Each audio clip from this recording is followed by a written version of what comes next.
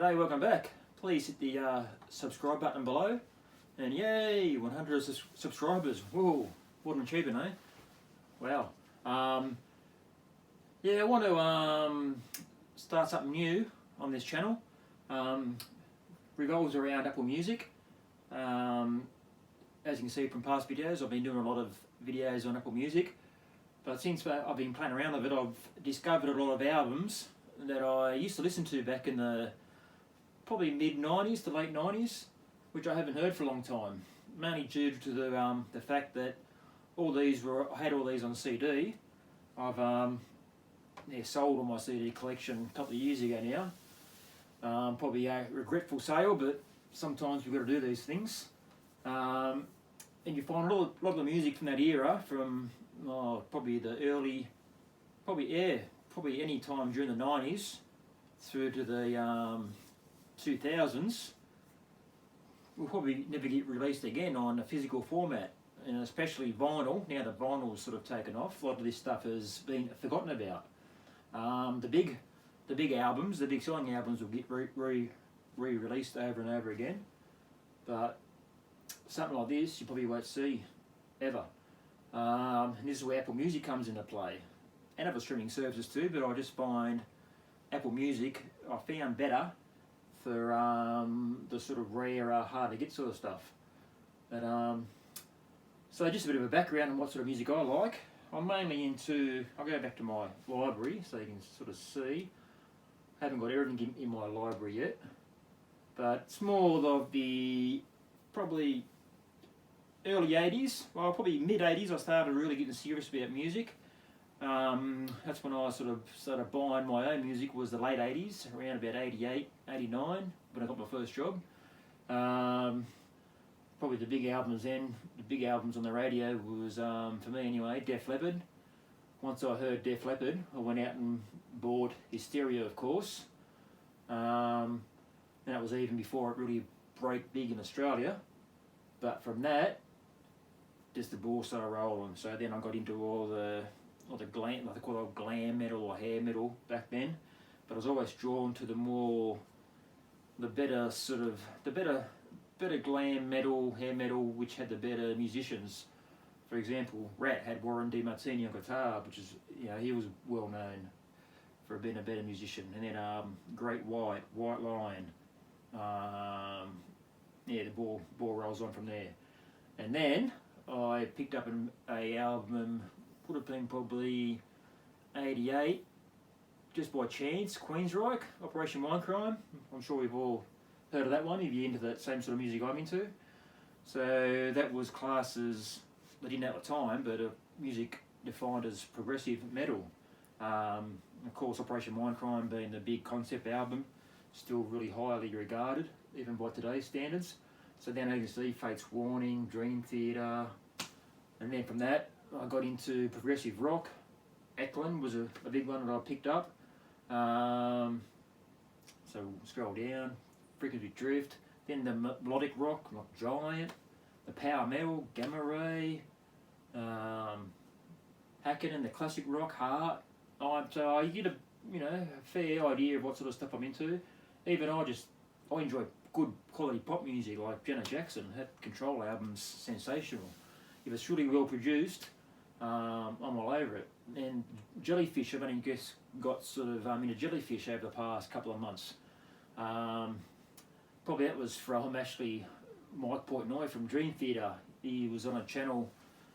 Firstly, he was on his own channel going through all his vinyl collection and put out this band called Jellyfish, and looked very interesting, so I gave it a try.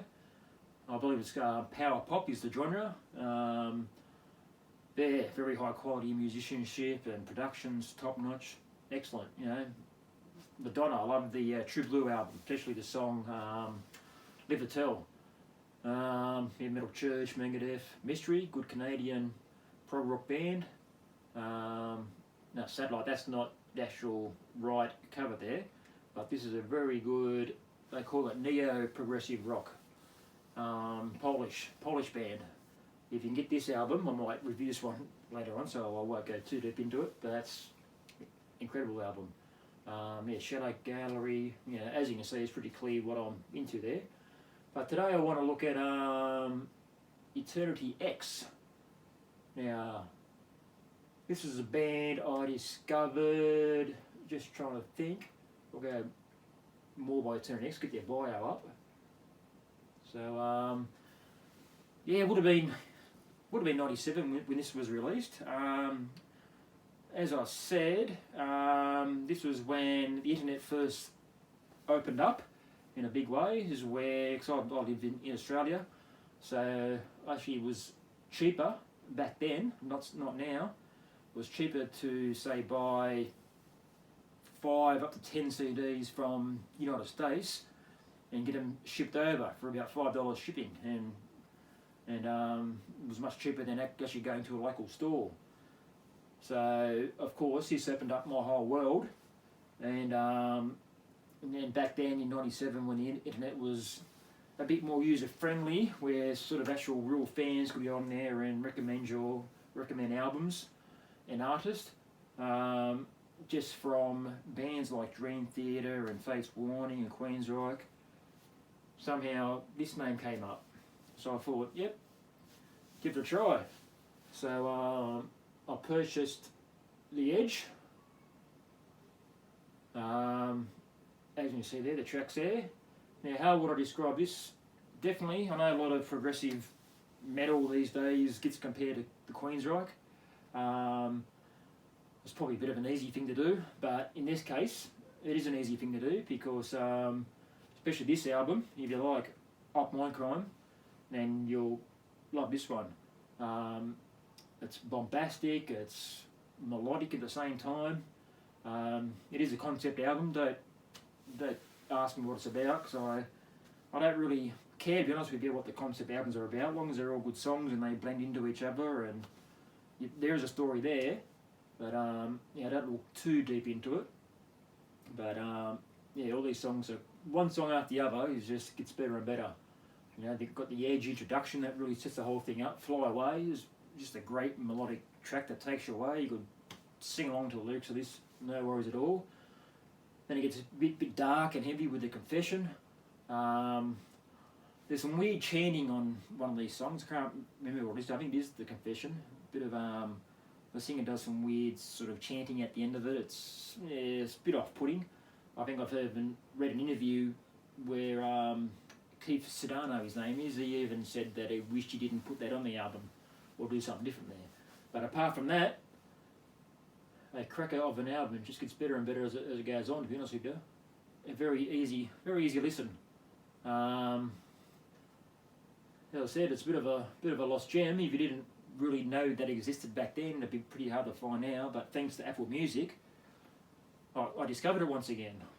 And the way you can do that is when you click on something like this, it will come up with similar artists. And I find it's very, very close to what you have selected in this case. Much better than Spotify from memory, as Spotify can just throw up all varied sort of stuff. But yeah, from this, like for example, Royal Hunt was one of my favourite bands back in that period of time. They got some awesome albums out, and I'll have to. They're still releasing awesome albums, which I'll have to get back into again. But yeah, definitely give Eternity X a go. I'm a bit embarrassed to say that I haven't tried any of their other albums. Basically because you probably know the feeling when you hear an album that's that good, and then you're sort of a bit scared to try any of the other releases, just fearing that it either just will not live up to your expectations. Yeah, it's probably not the best thing to do, so I'll have to get back into these other albums to see how they go, especially these later ones. So it looks like they, looks like they've been pretty accurate up until 2000 at least. Anyway, I'd never realised this one was released from the Ashes, so I'll definitely be giving that one a go soon. Yeah, so if you got Apple Music, I'm pretty sure it's on Spotify as well, but definitely try Apple Music's definitely the one to go for, because as you see, the lossless, it's CD quality from memory.